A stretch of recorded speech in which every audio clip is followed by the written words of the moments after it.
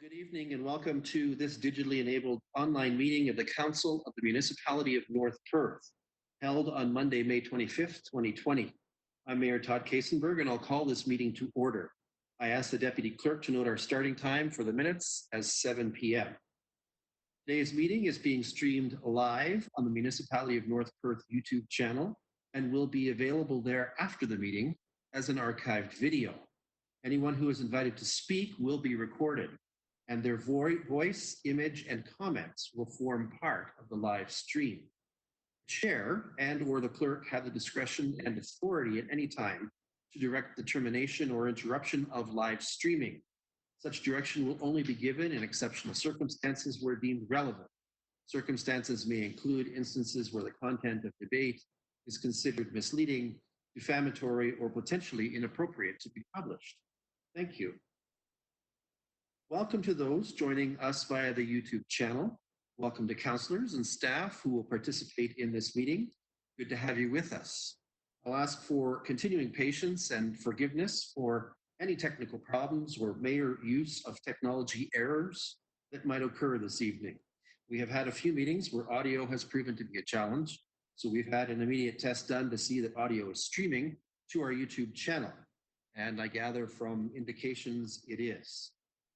While things had promisingly slowed in our health unit's geographic boundaries, it is, of course, worrisome to report that a new case was diagnosed in North Perth over the weekend.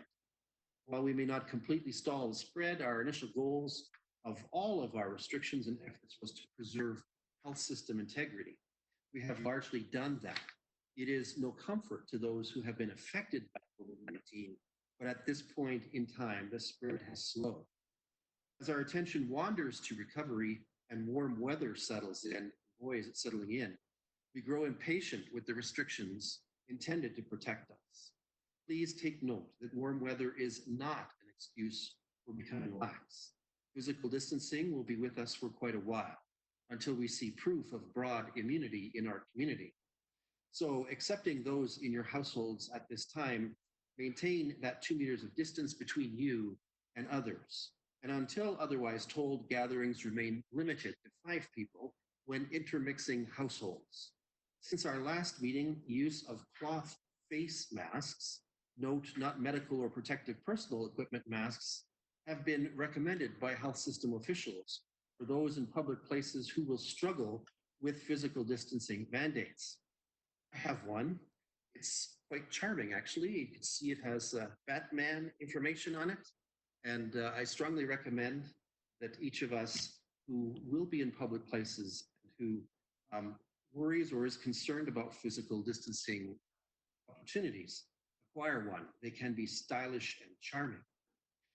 And the Premier has invited all those who wish to be tested, and maybe even some who aren't so willing, to attend and be tested at a testing center. We have one in North Perth. We continue to build a great community amongst the restrictions. For those who have worked hard in gardens and on their properties to tidy and improve, thank you. It is looking good. Let's have North Perth plant a victory garden, grow some vegetables, take advantage of our community garden project. And let's continue to work with kindness and patience with the business community. We ask that you follow the procedures that they've put in place for everyone's safety and to be respectful. Please be kind and respectful. Many are tired and overworked. Let us move then to item 2.1 on our agenda pertaining to pecuniary interest. For the benefit of those unfamiliar with our council practices, provincial legislation requires councillors with a potential pecuniary or financial interest in any item at the council table to declare this interest and to remove her or himself from discussions and voting on the item. In accordance with recommended protocol at this time, I invite any councillor with pecuniary interest, including those who have declared already in writing, to verbally advise the chair in public session and to submit documentation to this effect in writing to the clerk. Councillors are further reminded that should a potential conflict arise during the meeting, they may so declare and act at any point in the meeting. Councillors, do any of you this evening have declarations to make with respect to potential pecuniary interest? If you have such, please indicate it through the chat window to the clerk.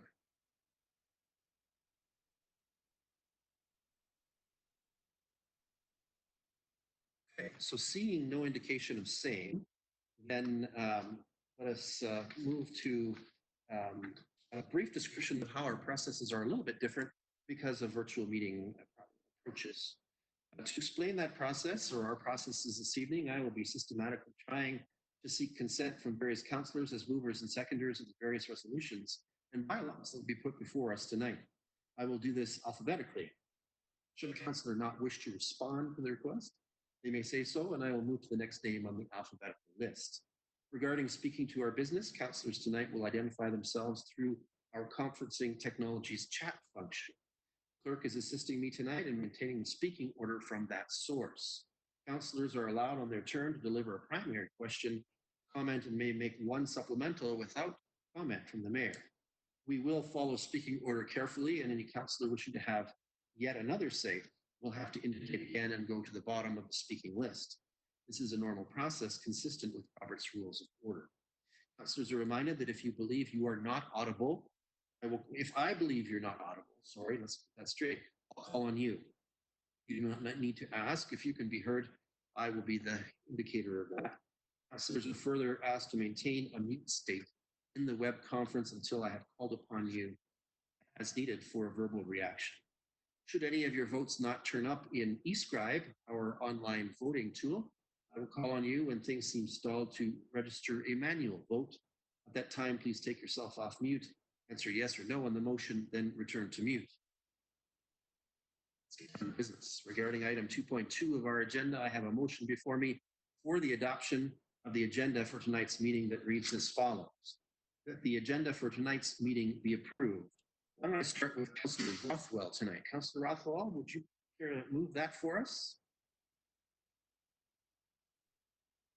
Yes, I will. Thank you. And Councillor Seiler, will you serve as our seconder for that?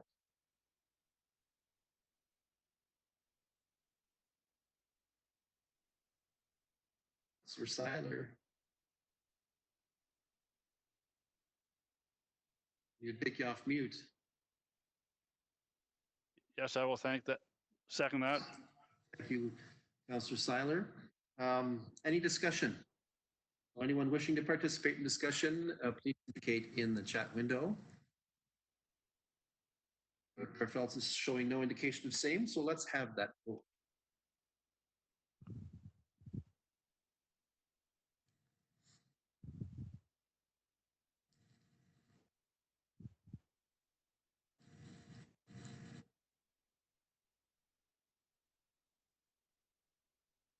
That's carried. Thank you. Great. So let's move to item 3 on our agenda.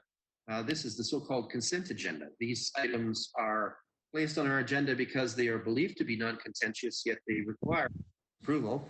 So grouping them expedites our business. However, any councillor wishing to extract an item from the consent agenda for discussion, debate, and individual action may do so. There are 2 items on our consent agenda tonight, including the minutes of our last regular council meeting. And councillors, do any of you have a desire to revisit either of these items in the consent agenda before we move to a recommended motion?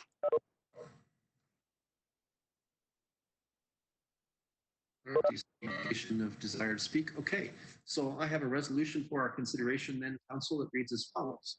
The consent items 3.1 to 3.2 be received for information, and the minutes of the May 11th, 2020 regular council meeting be adopted. Can I call on Councillor Andreessen to be our mover for that?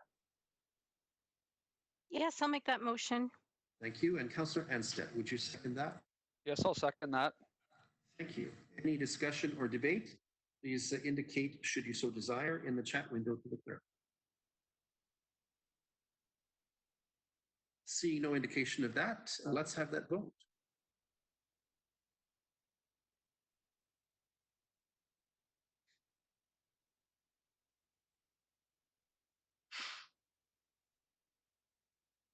And that is carried. Thank you.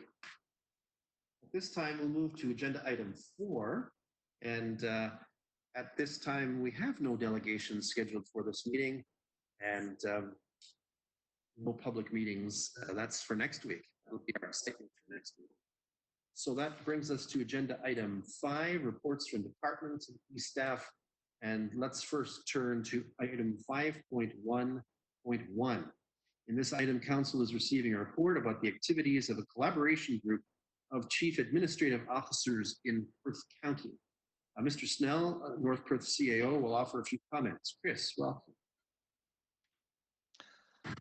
Thank you, Mayor and Council. As mentioned by the Mayor, this is the it's actually a 2-year report from the PACT group, the Perth Administrators Collaborative Team. It's been in place since 2014, involving all the CAOs, including the City of Stratford and the Town of St. Mary's. And really, we meet quarterly just to share service delivery and collaborative opportunities that will mutually benefit all the municipalities in geographic Perth County. And tonight is just a brief summary of the items we've been undertaking over the last number of years. It is usual that we would report annually, but just due to some of the CAO changes that have happened in the county over 2018 and 19, this report was a little delayed. But I can certainly take any questions anybody has. Thank you, Mr. Snell. Councillors, do you have any questions or top-level comments at this time? If you do, please so indicate in the chat window your desire to speak.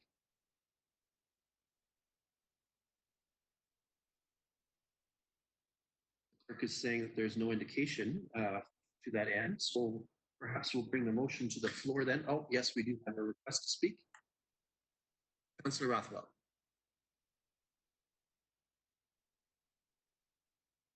Thanks very much, Mayor, and thanks, Chris, for your report.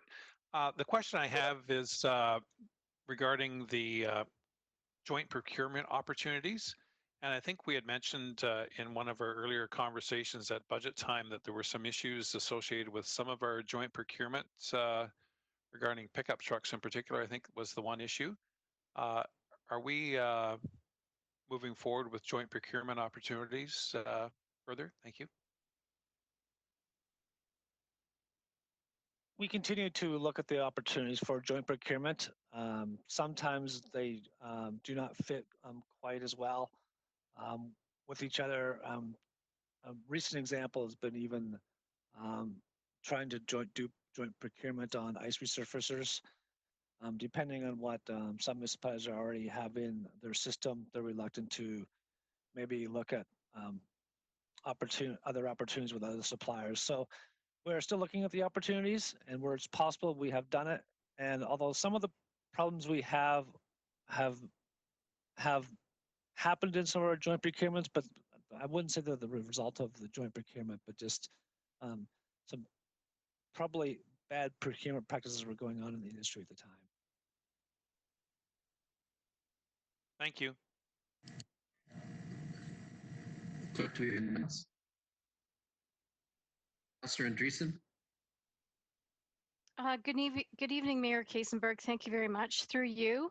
Hi, Chris. I want to thank you for sharing what your group is doing in terms of, meeting in the best interest of all of us partnering municipalities. My question is around long-term care beds.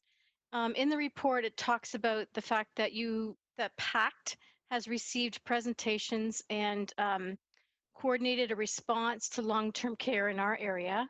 But I am interested in some more details about that. Is that something that might be shared with us down the road or in the future? Just curious if there's any more that you could share with us now or down the road. So that coordinated effort was really a result of the attempt to move long-term care beds out of Hillside. And they were removing those beds from Perth County. And so all the municipalities, initially we met with our MPP and really got the sort of the ball started with addressing that issue. We've also looked at Perth County as a whole and trying to determine how we address the overall need for more long-term care beds in Perth County. There still are beds as a result of the flood in Stratford that have not been rebuilt, and we've also put some pressure on the government to make those decisions as well. So as a group, we're trying to speak with one voice to try and bring or keep our beds here and bring more to Perth County if possible.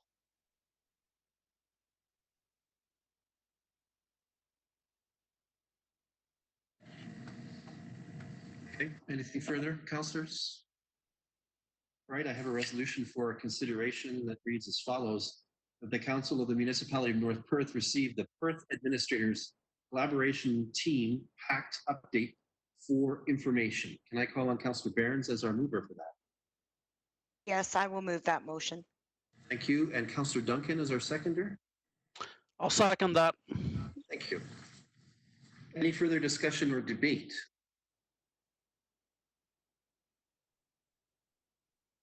Okay. Seeing no indication of that, let's have that vote.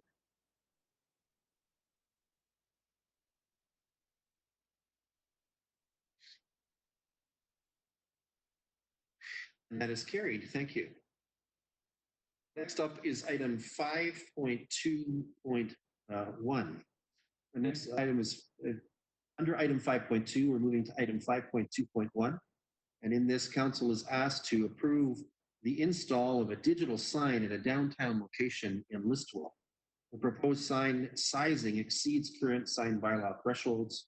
Council has had some questions about the impacts of digital lighting on such a sign at that intersection. I believe Mr. Ed Podnowitz, our chief building official, has been working on this file. He's joined us, and if he would like to offer a few comments, I'd invite him to do so. Ed. Thank you, Mayor Todd, members of council. I have prepared a report, and this is to bring it back to your attention. This is a signed request that Corey Wilson, I believe, came as a delegation on February 24th. Just giving us a brief description of what he was intending to do. Council at that time had passed a resolution asking staff to prepare a report. Dave is not here yet. Can you hear me?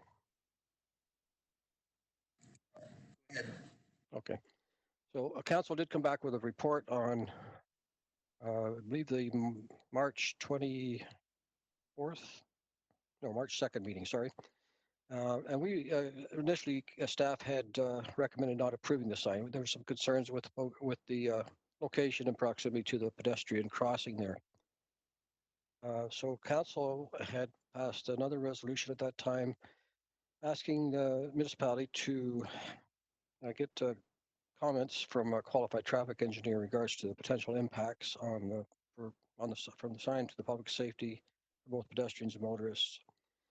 So comments were received by email on April 30th of this year from Sylvani Consulting, it's their traffic engineers, and they wouldn't really comment on or make a recommendation because there was so many different views, I guess, from the documents that they viewed. So they provided me with the list of the different sources that they looked at, and they indicated the sections that I should be referring to. So I studied all those documents, and the four that they provided were MTO policy. There was a 2012 Ottawa Planning Committee report, Toronto Sign Bylaw, and New Zealand Transport Agency. They were all very informative on LED signs and placement along highway corridors, that type of thing.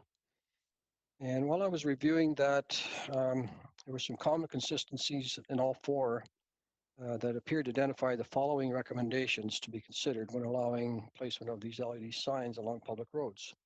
I listed them here, and it's the first one was to limit the use of digital technology and signs to digital billboards that display static images only. So that means no video or animation.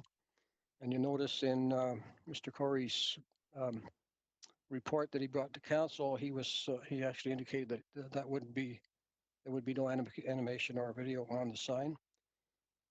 The other second point was maintain a minimum dwell time of 10 seconds per digital image, and that's a minimum. And I believe that the report from Mr. Wilson actually indicated that that's what he intended to do. So there's question or question 3 or the maximum nighttime brightness restrictions that would result in the least bright digital billboards. So I did indicate, you'll see later on in the recommendation, I took a section from one of the sources on what the minimum would be there. Number 4 would be the minimum setback requirements to intersections, traffic signals, pedestrian crossings. The 4 sources polled, they had varied setbacks requirements ranging from 23 meters, 75 feet to up to 100 meters minimum setback. And the 5th point was minimum setbacks from sensitive land uses such as residential, institutional zones, parks. And I believe there's nothing in the proximity of where the sign is proposed that would affect any of those uses. So based on the proponent's initial presentation to council, the items identified above have been addressed other than the 3, other than there are no minimum setback rules established at this time for intersections, traffic signals, or pedestrian crossings. And council will have to be satisfied that the proposed location of the sign will not negatively affect public safety at the crossing. So I apologize for the lengthy recommendation, but I felt it was important to include at least 3 of the items that I listed above there, just to have them passed by council as a resolution in case we have a non-compliance issue with the sign, then we can refer back to what council approved by resolution. So if there's any questions, I'd be pleased to answer them. Thank you, Ed. Councillors, do you have any questions for Mr. Kodnowitz at this time? Okay, Councillor Behrens. Thank you, Mayor Kasenberg. My only concern would be because that is a challenging pedestrian crosswalk. I'm concerned that putting the very first digital sign there, and if people are distracted looking at the sign, they could perhaps miss the people in the crosswalk. I'm just wondering if maybe Mr. Couch or someone could make a comment as to whether we will be eventually putting pedestrian crossings there like we have at some of the other areas in the core, or if there is any concerns on their part for the safety. And that's my concern, is both the safety of the pedestrians and the safety of the traveling public. Thank you. Thanks, Councillor Behrens. Is Mr. Couch with us tonight? Thank you. Yes, thank you, Mayor Kasenberg, members of council. The CBO's report did outline things fairly. I talked to our municipal engineer as well as the traffic engineer as well, and conferred with Mr. P. And basically, the designations on the setback were for intersections. If they did apply in these sections, if it was an MTO road, it would be in non-compliance, but we don't have any of those designations for setbacks for these types of signs. Yes, there is a pedestrian crosswalk at the intersection. The potential of that pedestrian crosswalk moving to the north side of the intersection, as well as the potential increase in traffic volume. It was very close to meeting warrants that traffic signals could be put in at that intersection in the future years as well. So it is under study and under review. It's designated to be a PXO and to be rebuilt, most likely next year. We've had a lot of discussion about it moving to the north side. At that time and prior to doing it, we will, again, count the traffic, review the turning movements, see if it meets warrants for a traffic signal as well, and if it would pass MTO standards for that as well. So there's a lot of change that's going to happen in the intersection. Most likely a PXO will be instated next year. If it meets warrants for a traffic signal, it'll go through a different procedure. I cannot comment as to what the impacts of a traffic signal or a PXO on the north side are with the sign, but those changes are proposed or at least planned. Lyndon, do you have any sort of, I asked this, any gut feel about whether this sign gets in the way or is a distraction that would interfere with the pedestrian crosswalk there, regardless of which side it's on? Asked that specifically of the traffic engineer. The optics of the sign versus the PXO are unique. Although there's several PXOs in many municipalities and many digital signs, we couldn't find any policy or any guidelines that would specifically say there should be some distancing or separation of those, the illuminated sign and the PXO flashing lights that would make it function better for pedestrian traffic or for vehicular traffic. So really, I can't comment on that. There is some separation between this location and the intersection. If possible, having put the signalization in first would have given us a better example as to what it would look like with a sign and the placement of the sign itself. The one comment that did come in, I believe the sign is spaced back as far as it can be on the building, but the further away from the intersection that it is, the better. And I believe it is spaced in a way that it's pretty much at the extent or the end of the building. But in terms of my general comments, low light or no light at night coming from the digital signs were recommendations, and I believe the CBO's discussion shows that it goes down to low light.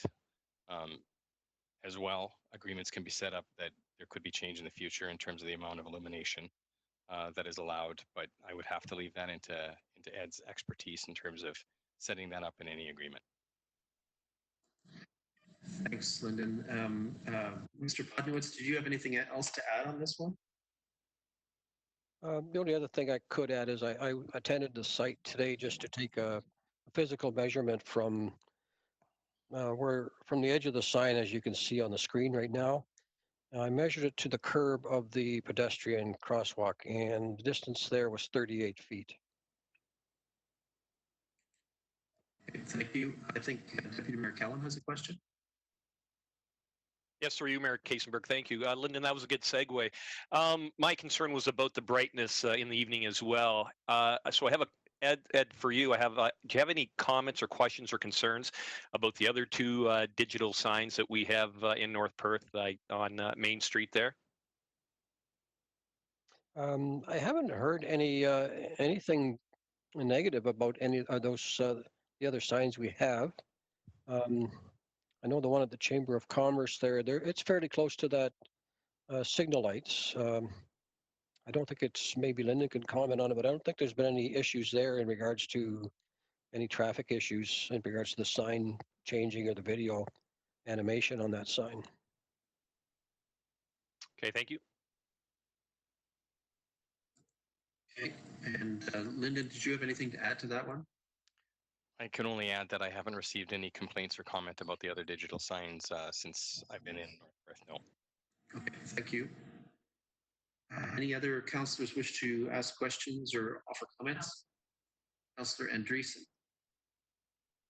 Yes, thank you. Through you, Mayor Kasenberg. I guess I'm just trying to figure this out in my mind around the procedure, because would this require an amendment to our current bylaw? Or is this a new bylaw? Because this could set precedents. So I'm just trying to, if you could perhaps clarify that for me, that'd be helpful. Thank you. Thanks. Let's direct that to Mr. Podnowitz first, since he has more intimate knowledge of the sign bylaw, I think. Yes, through you, Your Worship, I can answer that question. So our current sign bylaw does not really have detailed LED digital signs. I mean, I think when the bylaw was drafted, they were not really heard of in this area. This is basically the first one of this size here that we've had to deal with. So there's nothing in our bylaw that dealt with this type of a sign. That's why, and there is a provision in our sign bylaw that any exemptions to the bylaw has to be approved by council resolution. And that's why it's here before council tonight. I can tell you that I am working on a amended sign bylaw, and there will be provisions for these types of signs in that bylaw. I'm just currently reviewing the 4 sources that the traffic engineer had provided.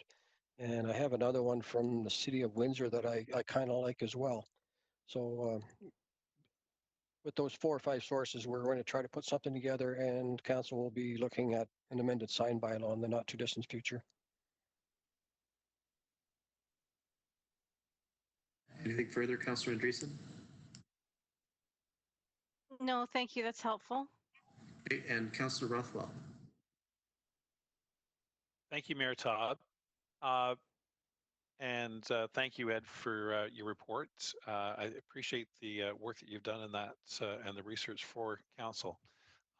Further to Councillor Barron's comments regarding safety at this intersection, and further to Councillor Andreessen's question about our process and procedure here, has there been any staff look at the whole issue of liability if council were in favor of or gives approval to this sign, and if in fact the sign is found to cause a distraction that unfortunately may hurt or injure or worse of an individual?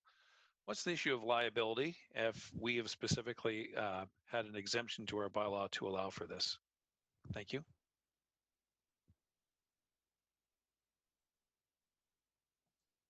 I'm going to direct that one to CAO Snell.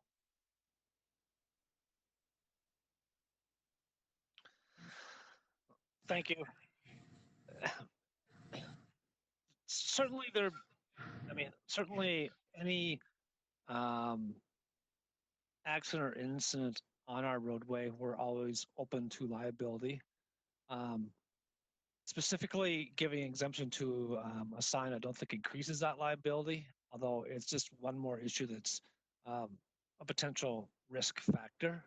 So to say there's no risk, I can't say that for sure, because with any new addition to anything on the roadway, there's always additional risk. But we are covered through our provider to cover these sort of risk management issues. We haven't specifically asked our insurance provider, but that's something we could if council would like. Thank you. Okay, thank you. And I think Councillor Richardson wishes to speak. Thank you, Mayor Kasenberg. Thanks, Ed. Good report. I think that as with anything, when we're sort of forging new ground, when you get to the digital signs that we have here, I think with what you've proposed, with obviously having a dwell time at a minimum of 10 seconds, I would think closer to 15 would certainly take away any air of people being distracted by it, because by the time if they're sitting there waiting for a light that possibly might change once. And as far as being a distraction, I think it's when you get into these signs is when you get multiple animation and things flickering across the screen. That's where the distraction and stuff comes from. Providing that and the actual specifications of the light that comes out as to find out how bright it physically can go or dim. That's what we would like to know, because we certainly don't want to get into a situation that even say, well, it's down to its lowest setting as far as like for nighttime and any light pollution or any distraction. We want to make sure as to how low of a light level that it can go. Providing that we have that and that's acceptable.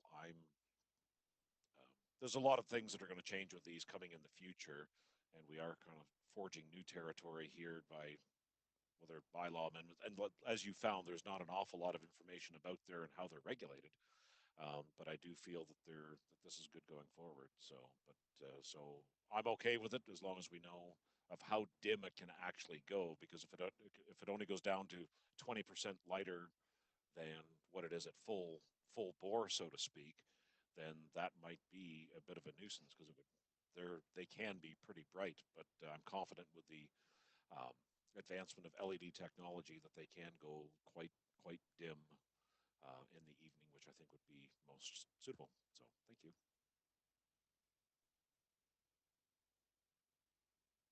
Okay, councillors, any further questions or comments at this point before I introduce the proposed resolution? Okay, maybe I can just direct to CBO Hudnowitz here with regards to Councillor Richardson's sort of query about how low can it go. I see that one of the clauses in the proposed resolution suggests that the maximum ambient light will not exceed 0.3 foot candles above ambient light levels. I assume that that's fairly dim, all things considered. Yes, Mayor Kasenberg, that was one of the recommendations, or the majority of the sources I polled. That was one of the items that were recommended was the 0.3 foot candles. And in regards to the other point that Councilor Richardson made in regards to the 10-second intervals, we can actually change that if we feel more comfortable that it changes every 15 seconds or every 20 seconds. I mean, we can make that change now and pass it as a resolution. We don't necessarily have to go with what the proponent requested gave as a delegation. So if council wants to make that change before they proceed to approve, then that's council's decision. Okay, I think we have some support for that. But are we just sort of shooting in the dark here about how long? Like 10 seconds, 12 seconds, 15 seconds? It's all kind of, what you think is appropriate. So, Councillor Richardson, would you like to say a few more words on this? I would think that, thank you again. 10 seconds can be a long time, but I think that it would be possibly prudent maybe to put this to 15 seconds. If it is going to be advertising, there's still going to be getting number of cycles per day that's going to be coming up on the sign. So I would say split the difference. 20 might be a little bit long because you might not happen to see it change, witness what the new message is being displayed. However, I think 15 might be a happy medium, and I'd be happy to go with split the difference between 20 might be too long, 10 might be too short. I'll split the difference and go for a 15 amendment. Okay, so are there any councillors who vigorously object to us revising the resolution so that the dwell time is 15 seconds instead of 10 seconds? If you vigorously object, please indicate to the clerk.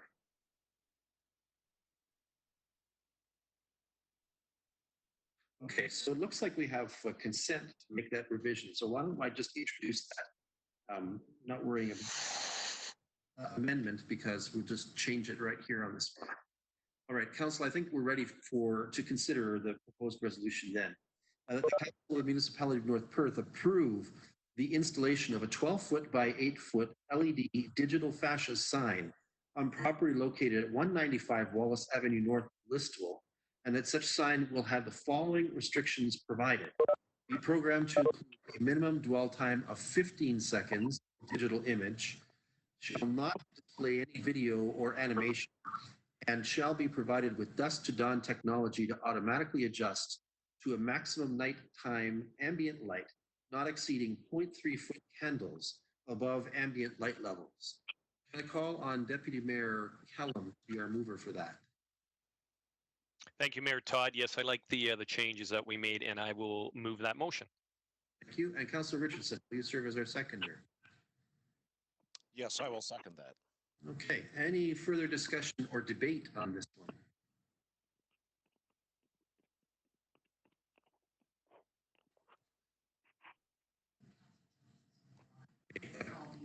Okay, Councillor Johnston, do we have you with us now? Yes, I'm here. Wonderful. Thank you. Now we have full house here. All right. So we're going to have this vote at this point. Let's call.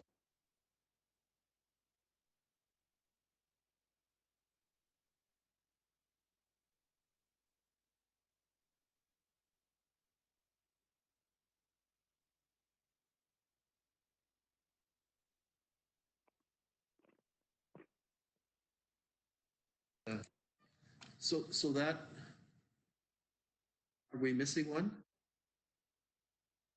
Councillor Behrens, we're not recording your vote. What say you?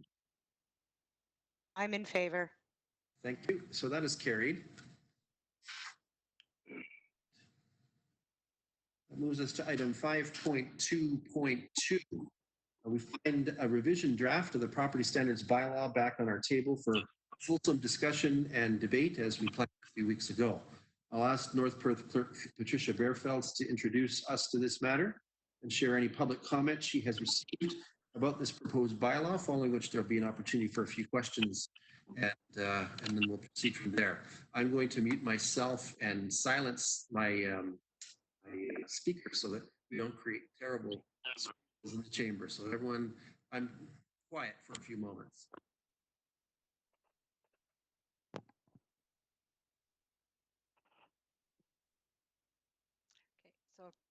Council, as stated in my report, and as per the direction that was provided by you, we did move forward with providing an opportunity for the community to make comment.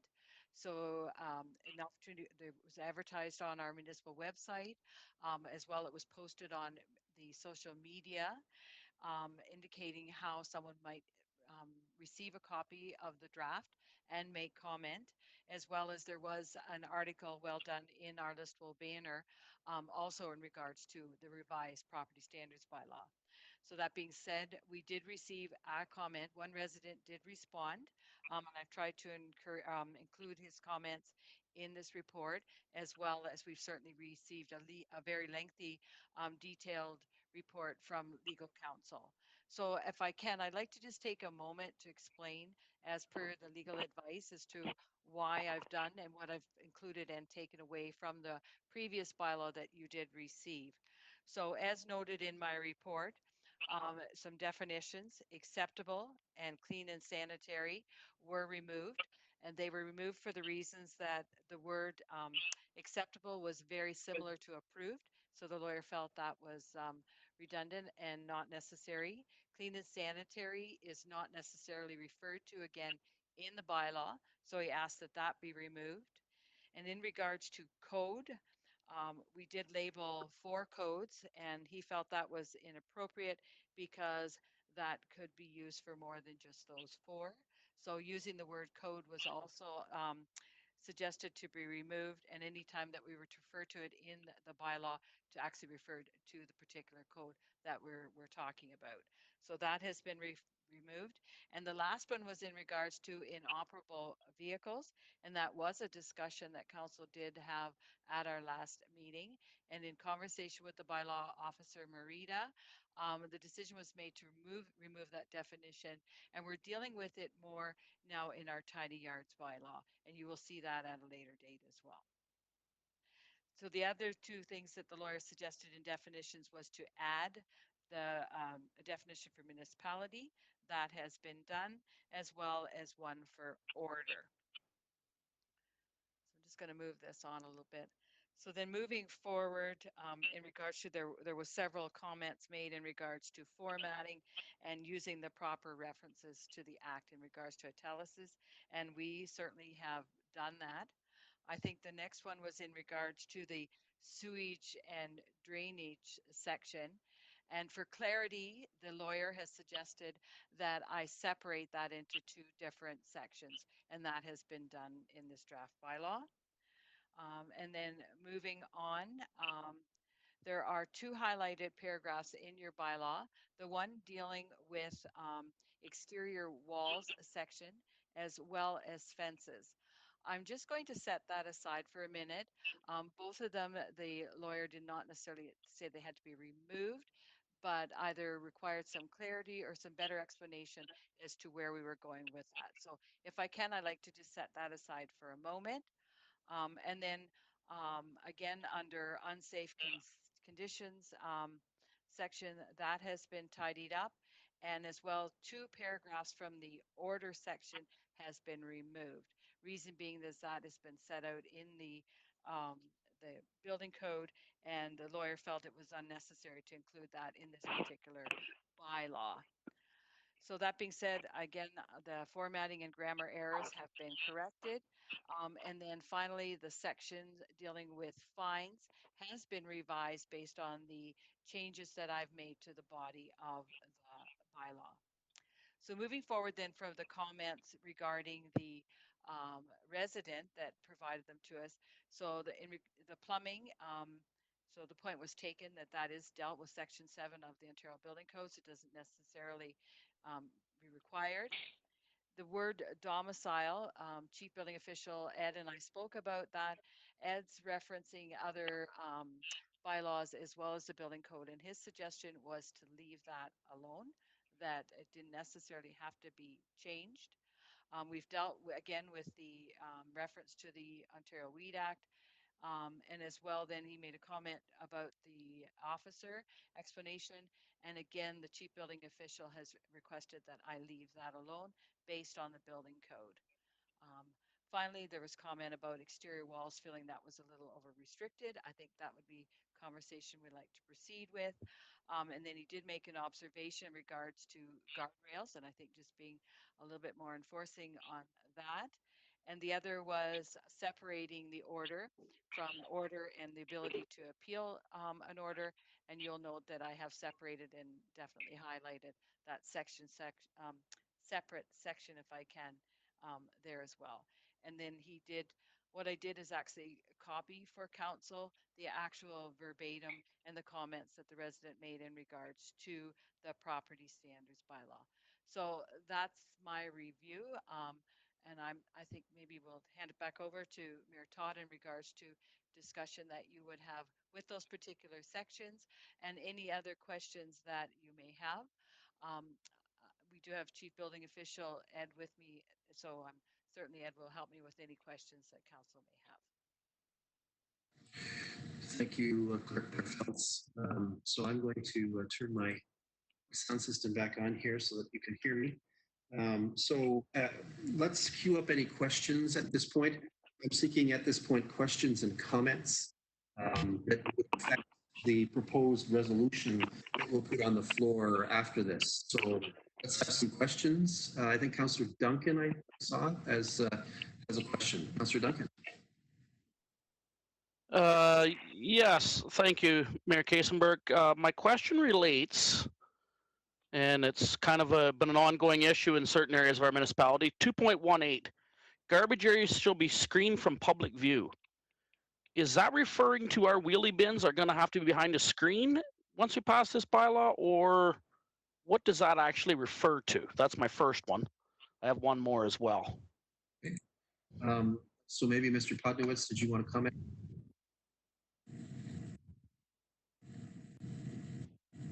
Yes, I just actually looking for that section in the bylaw, and you say 2.18? 2.18, it's under garbage disposal.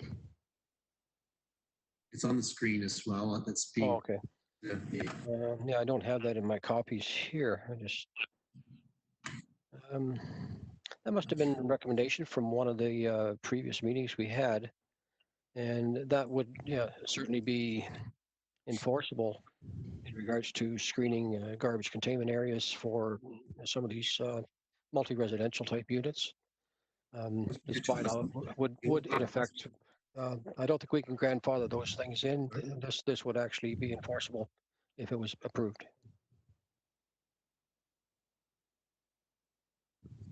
So if I can add here, first was included as a section in the 2009 property bylaw. So it's been around for a long time. And there was no concern about the property standards committee. There was emphasis on trying to enforce it more certainly. Councillor Duncan, did you have another question or comment? Yes, I had one also. Just give me 1 second till I find it here. It's under the electrical. Under the electrical section.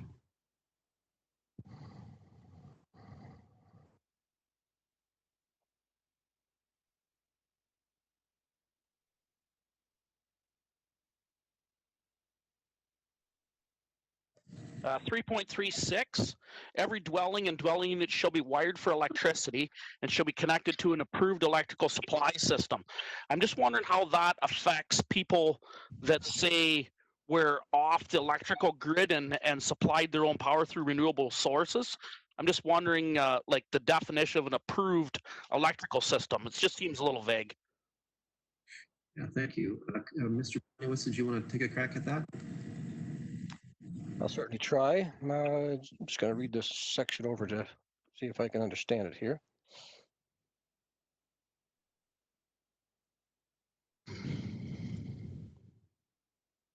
So the question was hooked into an approved electrical system.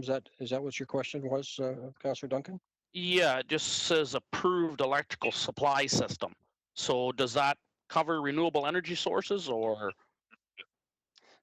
My understanding, I've dealt with this previously on, we've had a couple of straw bale houses actually in the municipality. Mm-hmm. And they were hooked to their own private electrical source. They had wind turbine, I believe, or solar. My understanding is that they still had to wire the house to meet the electrical code, even though they weren't hooking in. They had to wire the house and meet the electrical safety authority codes. I think just on the precept that they would maybe hook into the electrical grid at some point in time in the future, they had to make those provisions. But I know in my experience with the two that we dealt with that were off the grid, they still had to conform with the electrical safety authorities requirements. So in that case, should our bylaw be, the wording be different because it says shall be connected to an approved electrical supply system? And we don't have a definition in here of what the approved electrical supply system is. Well, that's a good point. And I think, yeah, we could look at that, see and see if there's some changes that we could make in that section. Yeah, I think I'm seeing the agreement of the clerk here as well, Matt. So I think that we need to review that because it was in the 2009 bylaw, but times have changed and perhaps provisions have changed, and we should just be sure of our facts around that one. Could I just make one supplemental towards the garbage bin Sure thing. screening? I'm just wondering if we maybe should look at that a little closer because, like, I'll be honest, there's lots of garbage and recycling bins that sit outside people's houses in a municipality, and it'd be a lot of work to go around and tell everybody they got to build a screen around their garbage or recycling bins. So I'm just wondering if we should maybe take a little more look at that clause before the June 1st. I think that's Hannah's nodding her head. I mean, I will say for myself that there are certainly examples of long rows of bins and garbage cans at some multiplex properties in this community that probably don't need to look like that. So I suspect remains a priority as to why that line is still in there. But that line, I think, certainly has been in there a long time. Councillor Andreessen? Yes, thank you, Mayor Kaysenberg. My question is around process of enforcement. And I was just wondering if this bylaw is driven by resident complaints, or is it driven by our bylaw officers actually, looking for issues, or is it both? And then the importance of communication, right? And having residents understand what the expectations are. So yeah, just around that process. Thank you. I'm going to mute myself because we're going to ask Clerk Garfelds to tackle that first. And if we need further input from CBO Podmovitz, we'll call on that. So just hang on for a moment. This bylaw, as in regards to enforcement, will be very similar to most of the neighboring municipalities around us, that it will be a complaint-driven enforcement bylaw. However, it becomes quite evident as bylaw enforcement officers that when moving without the municipality in regards to health and safety, that without a complaint, we can move forward and deal with that.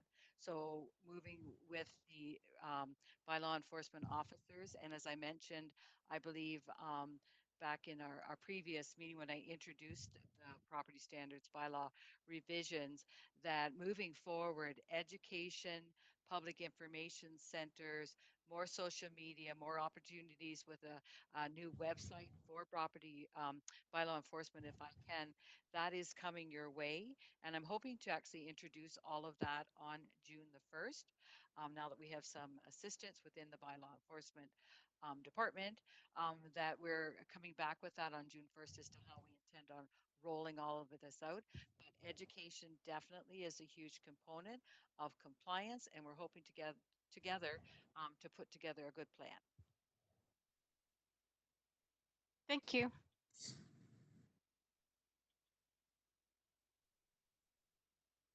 No. Okay. So I have a proposed resolution for consideration, after which we can engage in some further discussion and debate. The resolution is as follows: that the Council of the Municipality of North Perth proceed with the adoption of the property standards as amended. Do we put bylaw in there, or is it property standards? Another resolution, just property standards?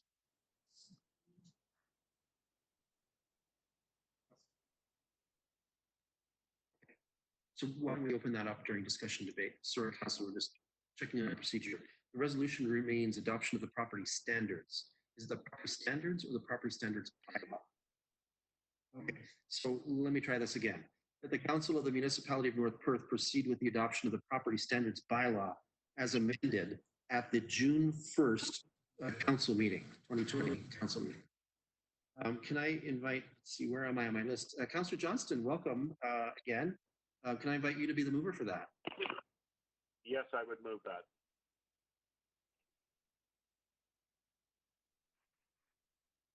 Councillor Johnston, are you with us? Oh, did he? One who's got the sound off. There we go. I can't hear you. My apologies. Trying to press too many buttons here.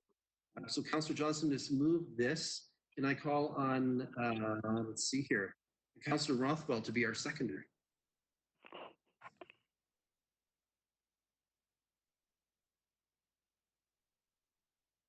Yes, I will second. Thank you. Okay. So now that's duly moved and seconded. Opportunity for discussion and debate. I think, as you've heard, the clerk has two areas where there are some questions or queries. And Pat, did you want to say some more about these before we go there? Okay, so before we get into other items in here, let's look at two items that have been identified by council. I think the first one is this section about fences and retaining walls, and the council's, as I understood it, was that we should tease that into two separate sections, one about fences, one about retaining walls. Any comments or questions about this? Do you have anyone asking to speak? No. All right, so council, are we in agreement in leaving that section in place for our consideration of adoption in a week's time? Anyone wish to speak? Identified through the chat window.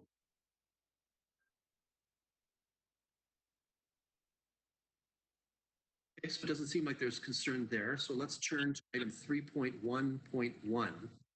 And this section, the whole section, I guess, is quite a bit different than the previous bylaw when you compare against 2009. I believe we pulled language from another municipality's bylaw and augmented it with some of our own thoughts about how this might happen at the Property Standards Committee, if I recall the history of this. So perhaps we can have a look at this one. Is there a specific legal comment about what the concern is here? It's just that it's confusing. Is that it's confusing? Okay. Okay, so Councillor Duncan, please. I think that if you look at that 3.11 section and take C, which is maintained in good repair, I don't think we need to itemize how we can repair the wall. I think that is just a little redundant, and I think we could eliminate section G and still have a perfectly sound bylaw there. Okay.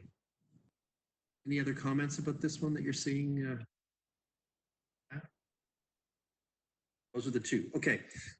I'll offer a comment on this one because it interests me. My comment is that there are a municipality, a select group of residences and ancillary structures that have elected to apply an air barrier, but never finished the cladding of the property structures. So you see essentially plastic tarp-like material that has been affixed to the walls.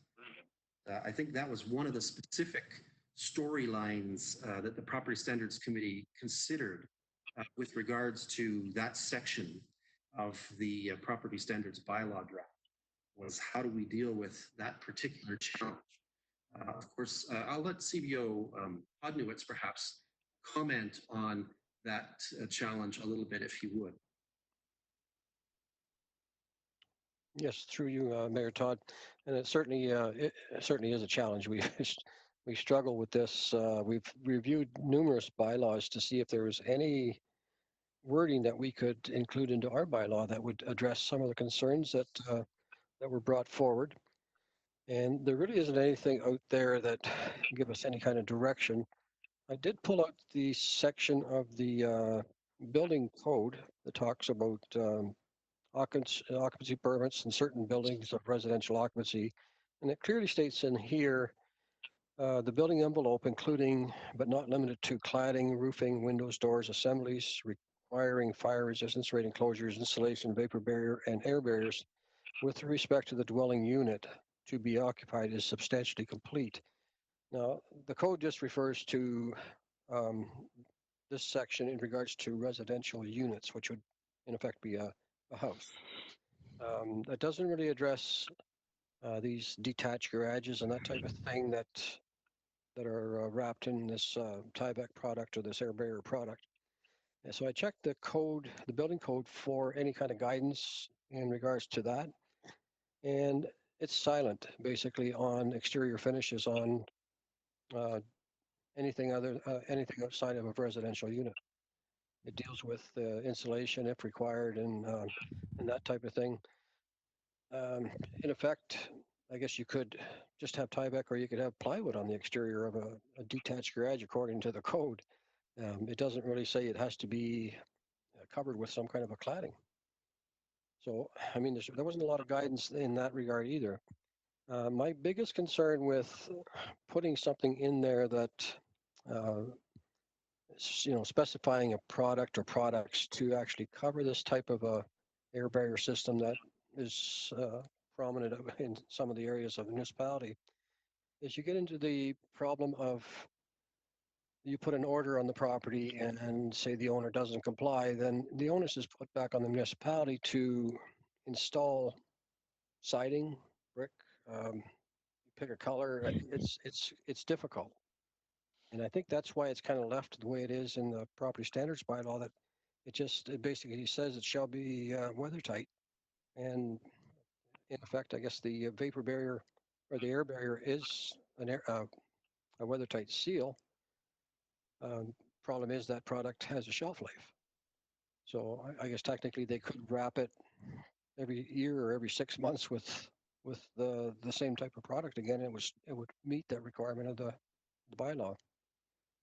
So if any councilors have any other suggestions, I would certainly look into them. Anything further from council on this one? I trust you see the challenge that's there are properties that are left with large advertisements for certain manufacturer of an air barrier that do not seem consistent with the rest of the neighborhood standards with regards to exterior wall cladding. And, should we intervene there? Anyone else have comments? Anyone indicating expression of interest there? So I guess, Councillor Duncan, to your suggestion about maintained in good repair, the thing that doesn't sort of do for us is address that specific concern, which is how do we deal with people who put on what really intended to be either something that sits underneath cladding or a temporary cladding for a building and maintain that in good repair over time. Okay, Councillor Duncan, you want to come back in? Yeah, I kind of share Ed's concerns though about how do we, what are we going to go and install as a municipality if we apply an order to this building?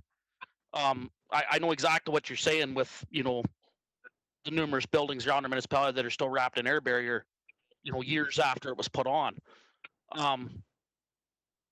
I guess I'm hesitant to put something in this bylaw that we can't identify and actually refer back to the Ontario Building Code with. That's my concern.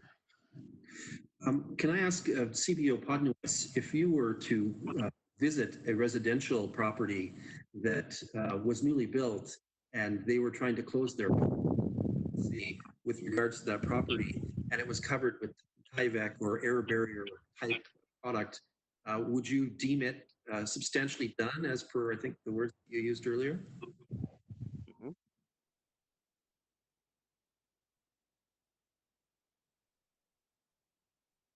We can't hear you, Ed.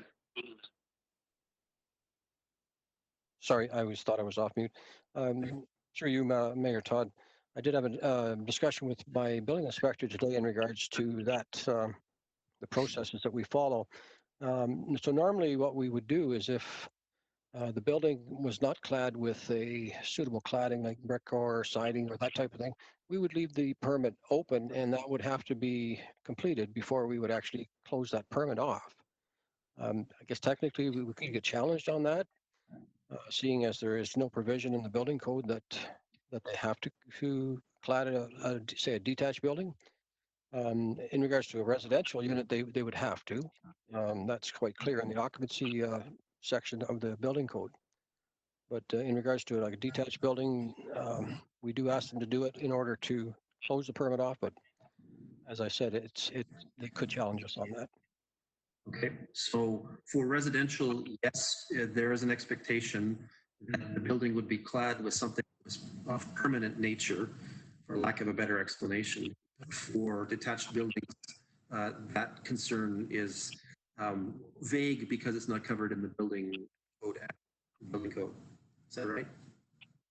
That's correct. And just another point is when they do submit an application for a building permit, they usually provide us with the drawings for the building. And most times, I'd say 99% of the time, they would provide us with a cross section of the wall construction. So it would show you exactly how they're going to construct that wall.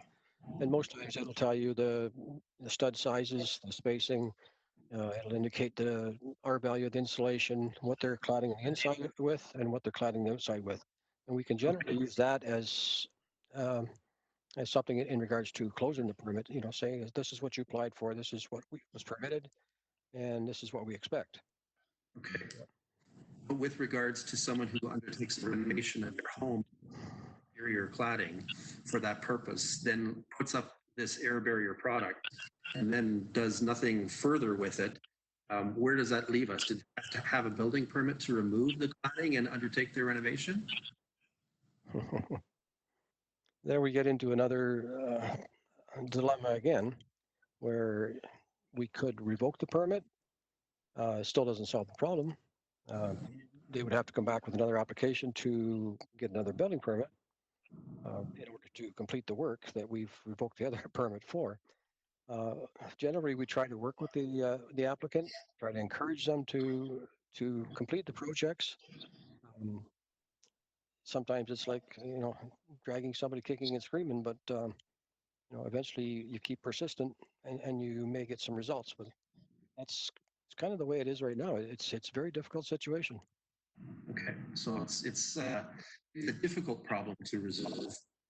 And we can acknowledge that there are instances in our community where people have essentially leveraged at this point their opportunity to not resolve it. Any further comments, Clerk? Anyone want to weigh in on this one? So we have to decide whether we're going to do a little rewrite of this section or not. And certainly, I've heard Councillor Duncan's concerns, which is keep this simple, maintain in good repair.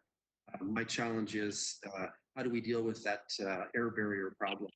Because quite frankly, in my opinion, the air barrier problem is not conducive to appropriate standard in our community.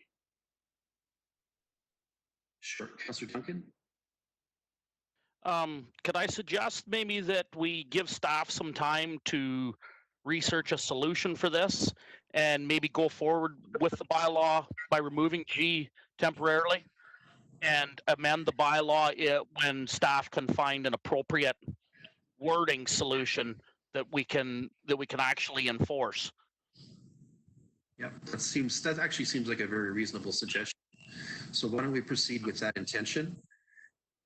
We'll give that direction to staff to remove that particular clause for the bylaw presentation next week.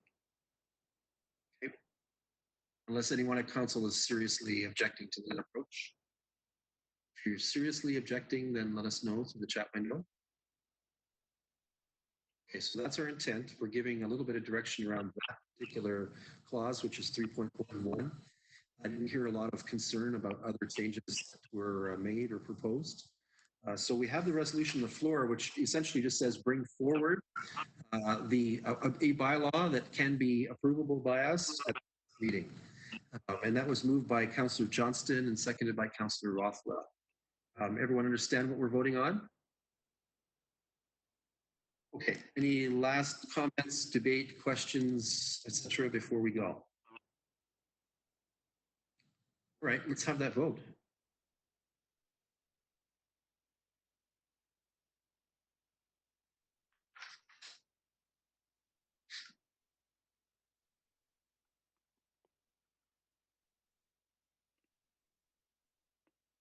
And we're missing Councillor Seiler, where your vote's not being cast. There we go. Thank you, that is carried.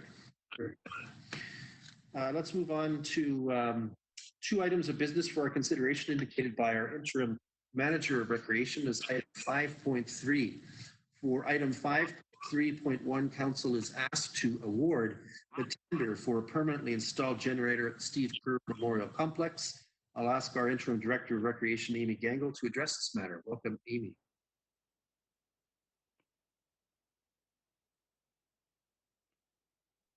Amy, we're not hearing you. Is Amy available?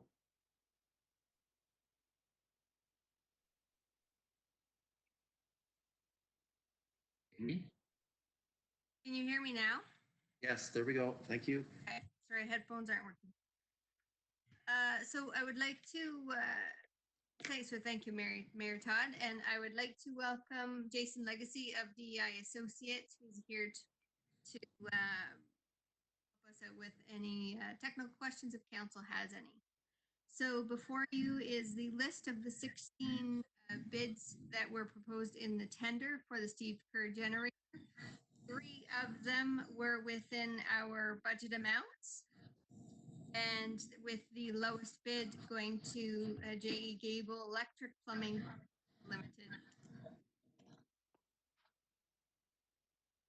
And we're here for any questions.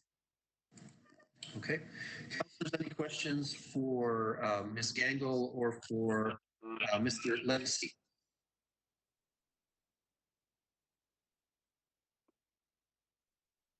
Councillor Duncan, I think I saw.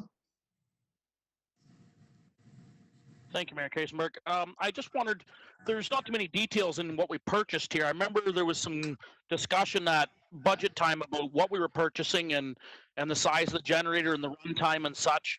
Maybe we could just go over a few of those details quickly. Maybe we can ask Mr. Legacy to provide us with that. Good evening. The generator was sized for a 500 kilowatt with a 600 upsize alternator. It would run the whole facility as it currently stands now. We would be providing a new transfer switch automatic so that in the case of any power failure, we would have that, as well as having a shutdown on the solar system that was tied in so that it wouldn't backfeed against the genset. Anything further, Councillor Duncan?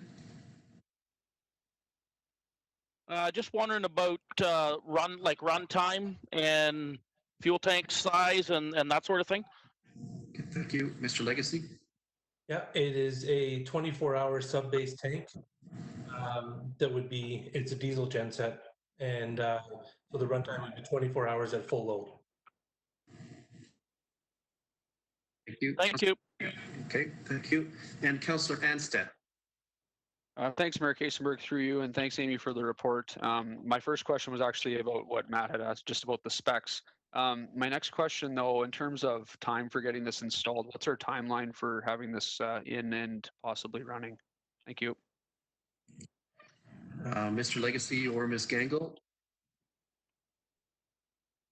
When we submitted the tender at the time, timelines were unknown for construction.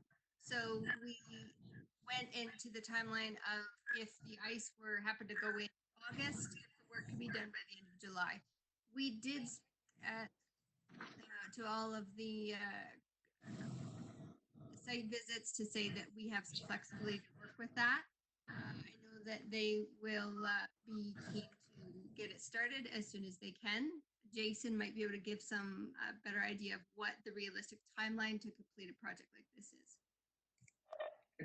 Mr. Legacy? Basically, a lot of the work is available, or the equipment is available that can be done other than the genset. The base can be put in right away and everything can be prepped for it. The generator is going to be the longest lead time. Without all the COVID applications that are happening now, it's typically an 8 to 12 weeks for the generator. But now, with everything the way it is a bit of an unknown. So there is a delay, Mr. Legacy. Is that to understand? You lost your audio just a little bit. Sorry, there may be a delay. We don't know yet. Once the selected contractor indicates what his closing bid was for, we can check the time frame and the delivery of the genset. But typically, it is 8 to 12 weeks. Okay, so where does that put us then, based on what you're thinking? If timelines work well, then we would be looking at a fall completion. A fall completion. Okay, thank you. Councillor Enstead, anything further? No, that's good. Thank you. Okay, so any other questions at this point on this report? Okay, the clerk is saying no. So I have a resolution for our consideration that reads as follows: that the Council of the Municipality of North Perth award tender NP 006-20T Steve Kerr Memorial Complex Generator to the low bidder, JE Cable Electric Plumbing and Heating Limited, in the amount of $243,365 plus HST. Can I call on Councillor Skyler as our mover for that one? Yes, I'll move that. Thank you. And Councillor Andreessen, would you be our seconder tonight? Yes, I'll second that motion. Thank you. Any further discussion or debate on this matter at this time? Seeing no indication of that, let's have the vote.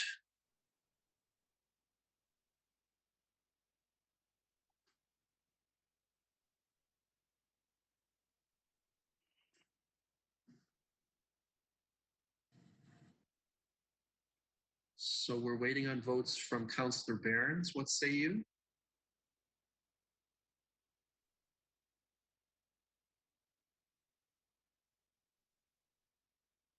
Councillor Behrens, can you hear us? I am in favor. Thank you. And who else? Councillor Rothwell, can we call on you for your vote?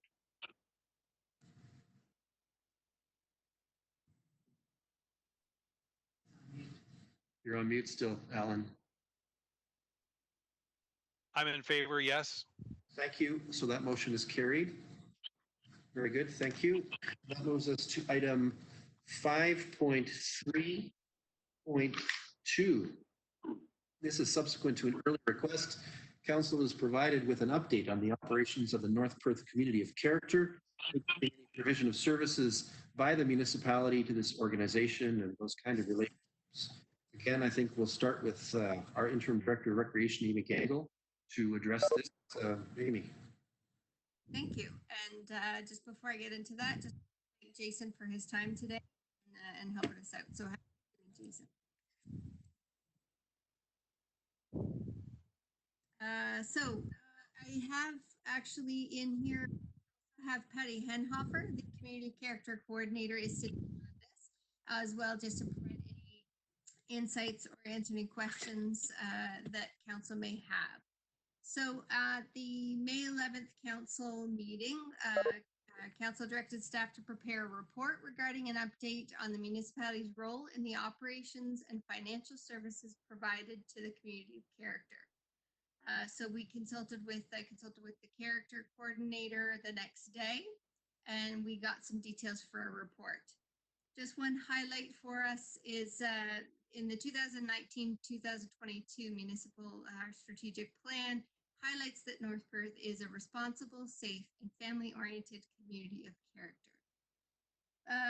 I just highlighted some points with regards to what the mandate of the community of character initiative is, and the 11 character traits that philosophy that we follow. So North Perth community characters' perseverance has been tested during this time, but they're optimistic they will achieve charitable status. So the community character does have an Ontario business number and is registered as a not-for-profit organization in Ontario. Community character relies on the municipality of North Perth to accept money coming into the organization, pay any bills, and hold reserves. As well, the municipality issues tax receipts for donations, as the community character does not currently have charitable status with the CRA and therefore cannot issue tax receipts. The ability to issue tax receipts is seen by the Character Council as key to the ongoing success of the organization. People are more likely to donate if they receive a tax advantage for doing so. Offering charitable receipts is seen as a measure of the trustworthiness as people recognize the scrutiny of the CRA. So upon receipt of the letters patent in 2017, an application to register a charity under the Income Tax Act was filed with Canada Revenue Agency by a legal representative on behalf of the community of character. Due to the lack of response of that legal representative, Canadian Revenue Agency flagged the application as abandoned in November of 2018, but the community of character did not receive notice of this. This was brought to their attention in September 2019 when the community character coordinator contacted CRA directly to inquire about the status of the application. Upon the advice of the CRA representative, the application was refiled using recently adopted online process and is currently being reviewed by the CRA. The application completed initial review and was assigned to the CRA representative in the determinations department. However, due to COVID-19, we've had some delays. They plan on starting up to review things in May. So after the virtual character run, the community character will connect back up with them. Hopefully we can get some answers for us. We have highlighted some of the initiatives that the community character is doing to help the municipality of North Perth maintain their mission of being an active, responsible, safe, and family-oriented community of character. So we've listed that for you so you know all the indications of they're doing. Part of that is they're also working on their policy development to make sure that when they do have the status, they'll be ready to go. From financial implications, the community character accounts are kept separate from the other municipal accounts. Reserves get transferred to the following year after the audit process is complete. The municipality of North Perth's operational and financial services provided to the North Perth community character include processing, invoicing, and payroll, about 3 hours a year, accepting donations, approximately 1 hour a year, and attending meetings, monitoring finances, approximately 9 hours per year. So it's a total of just over an hour a month. Community character coordinator wages are funded by the community character account. The funds raised each year help pay for this, as well as expenditures from the community character initiatives listed above. The community character purchase their own liability insurance to cover their meetings and events. So open to any questions. Patty and I are here. Thanks, Amy, and welcome, Patty. Councillors, any questions or comments at this point? Councillor Barnes. Yes, thank you, Mayor Kasenberg. Last week I asked for an update on this, having sat on the Community of Character organization. It's a great organization and I don't have any issue with anything that they do. However, it is an arm's length organization from the municipality. Realizing that some of our service organizations do need a certain incubation period, if you will, to develop their ability to stand on their own and act as a true service organization. I do appreciate all that they do, and I thank Amy for the report. Is there a timeline, Amy, as to when actually they will become a charitable organization? Like, I believe we had an agreement with them, and I wasn't sure when it ended. But is there some timeline that we can look to them actually not being utilizing services of the municipality? Thank you. we could certainly set the timeline for it. I can assure you that the community of character are just as eager as a municipality is to have this separate entity, and they would have loved to have this 2 years ago, a year ago. They have put a lot of effort, and I will give Patty this full credit for everything that she's done to try to persevere through this. And it's many of this postponement was not of our own fault. So we've had to kind of pick back up and persevere. I think that the Canada Revenue Agency knows Patty by first name to be able to go through this. Who knows whether the COVID-19 situation, had it not happened, whether we would already be there, that is unknown. Perhaps Patty might have a little bit more highlights of her last conversation to give a bit more input. Sure. So, Patty, just as an aside, it's not necessarily a good thing to be known by first name at this. But welcome. If you have any comments you'd like to make, we'd love to have them. Hopefully you can hear me. I'm not sure if I'm unmuted. I did have a conversation about a week and a half ago with one of the supervisors at Revenue Canada, and she was the one who indicated that they hope to be starting up with their work from home process in the next, well, before the end of May anyway. She also, though, very clearly said that their priority is to look at organizations that are dealing with COVID-related issues. So that would really not be our organization. However, having said that, our file is already open. I've asked that the CRA agent who originally looked at the original application back in 2017, having talked to him a number of times, he said he would be happy to stay on the file. So we are hopeful that he's going to get reassigned to our case, but I don't think it's realistic to expect an answer in the next month or so. But I'm hopeful in the next few months that we'll at least have some activity happen. Great, thank you. Any supplemental, Councillor Burns? No, that's fine. Thank you very much, Patty and Amy, for all your hard work, and continue the great work. Thanks. Thank you. Thank you for giving us this opportunity. Any other councillors with questions or comments at this point? Okay, I have a resolution for our consideration that reads as follows. The Council of the Municipality of North Perth receives a report entitled Community of Character Update dated May 25th, 2024 information. Councillor Anstead, can I call on you to move that? Yes, I'll move that. And Councillor Behrens, will you serve as our seconder?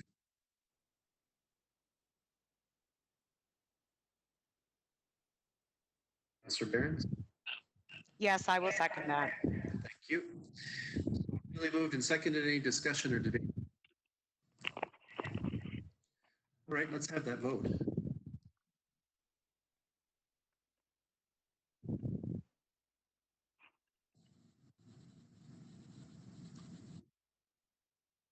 And that is carried. And thank you again from the chair to both Mr. Legacy and to Ms. for attending our meeting tonight and being available to answer questions and for all the work that you're doing. And that moves us to item 5.4.1. Council is asked to consider the approval of a bylaw for the repair and maintenance of the Henna municipal drain. Are there any questions about this for our staff?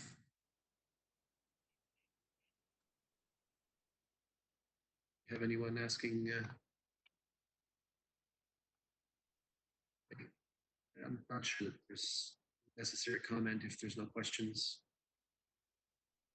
Okay, so I have a resolution for our consideration. It's a bylaw resolution that reads, it's just the one, right, Pat?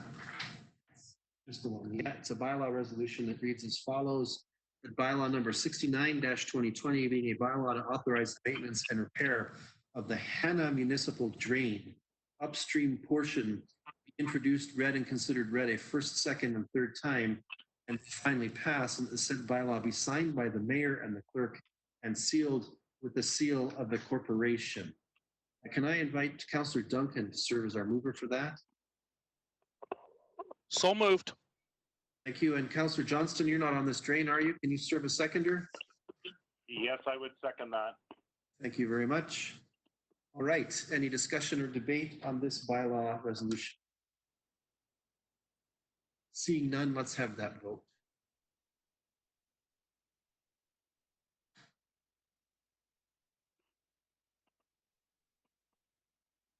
And that is carried. Thank you. Next up is item 5.4.2. This item invites council to direct staff towards the completion of an application for funds to support our asset management activities via the Federation of Canadian Municipalities.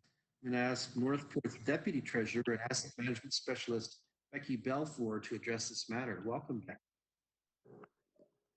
Thank you, Mayor Todd and Council. Before you is a council report for the Municipal Asset Management Program. They have provided funding through the Federation of Canadian Municipalities again this year, up to $50,000. And in tandem with Lyndon Couch, our Director of Operations, we've picked a project which will be the road assessment software and gravel road assessment. Lyndon's going to speak to the road assessment software in the future of this meeting. So we were asking for council permission. Since this report went to council on Thursday, I've been in contact with, or I had reached out to the other lower tier municipalities to see if we could do a collaborative project. And I'm presuming everyone is on board. I heard from one of them this morning, and I do believe another one is tentative. And this will reduce our cost for the software. So the motion can go, the recommendation can go as it is. It does not hinder us applying for the grant. The only thing it would suggest is we may get 90% grant instead of 80 if we do a collaboration on this project. Last year when we worked with Hempson's, we did determine that we did need to do some assessments on our roads just to bring more condition, and this will help with Lyndon's future maintenance. The software will help with future maintenance projections as well as future capital planning for roads. So I think it's a great opportunity for us to collaborate with other municipalities and get our next steps done within our financial policy. So, any questions? Thanks, Ms. Belfour. Any questions of council?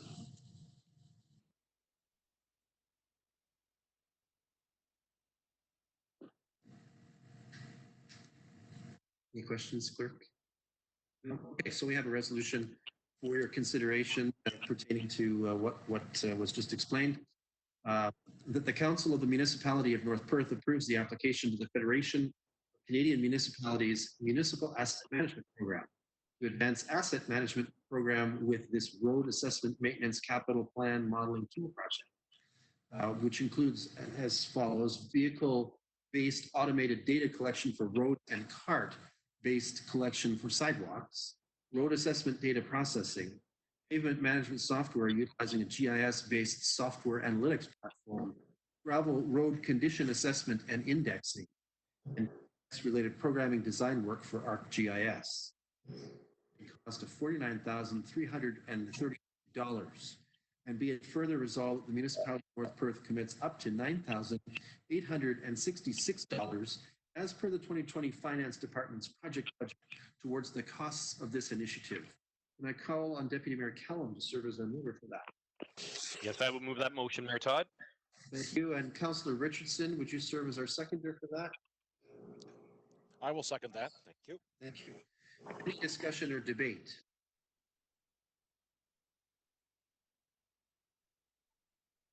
I think it's exciting that we may have a collaboration opportunity here.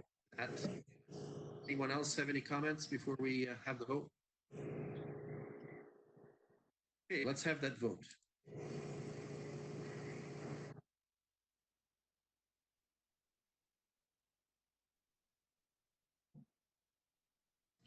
And that is carried. Thank you. Thank you very much. Thanks, Becky. Next up, we have no report tonight from our Manager of Environmental Services. So for item 5.6, let's turn to item 5.6.1. Council is asked to take first steps by proceeding with a request for improvement of the Green Municipal Drain. Mr. Couch, our Manager of Operations, will lead us through this. Lyndon, welcome. Thank you. As you can see, the green municipal drain lies just northwest, heading in a northwesterly direction outside of Trowbridge. The pipes are undersized to current standards, as has been outlined by our drainage superintendent. In conversation with the drainage superintendent, there is some standing water issues and other drainage issues along the corridor. The recommendation is to start in, as the mayor has said, into a Section 78 improvement, and that's the recommendation in front of you in terms of taking action on this drain. Thank you, Lyndon. Councillors, any questions or comments about this? Okay, not seeing any, so I'll introduce a proposed resolution that the Council of the Municipality of North Perth, in accordance with Section 78 of the Drainage Act, proceed with the request for improvement of the green municipal drain. Call on Councillor Rothwell to be a mover for that. I so move. Thank you. And Councillor Seiler, will you serve as our seconder? Yes, I'll second that. Thank you very much. Any discussion or debate? There. Okay, let's have that vote then.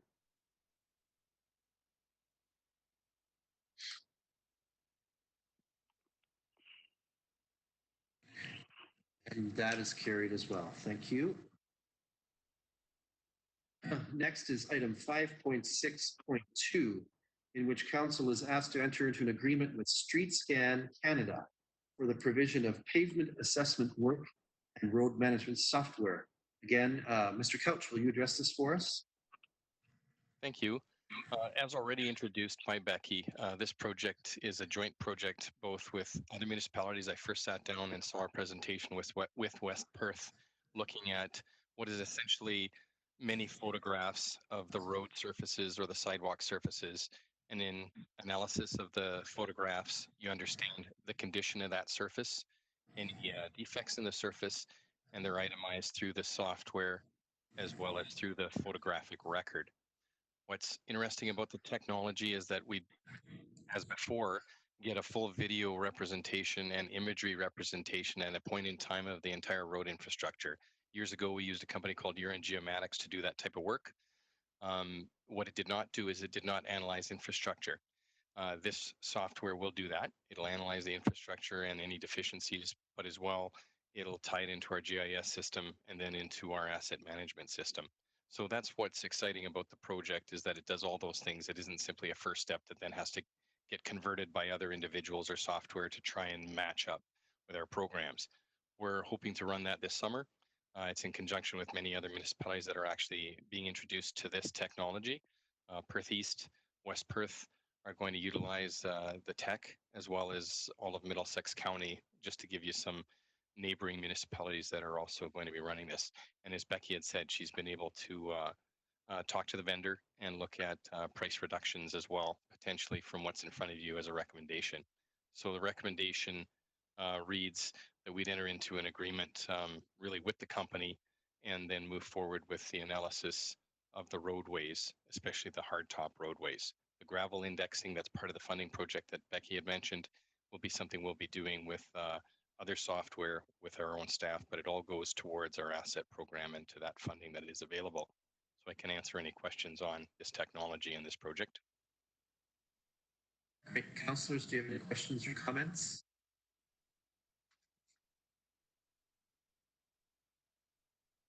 Not seeing any indication of that. Let's enter the resolution for our consideration.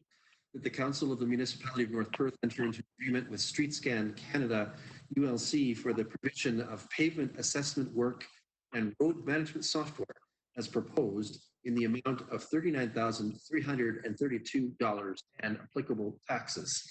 I call on Councillor Andreessen to be our mover for that. Yes, I'll make that motion, Mayor Todd. Thank you. And Councillor Anstedt, will you second that? Yes, I'll second that. Thank you. Any discussion or debate?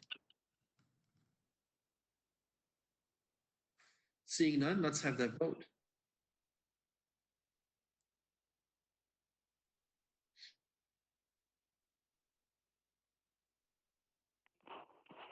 Carried. Thank you.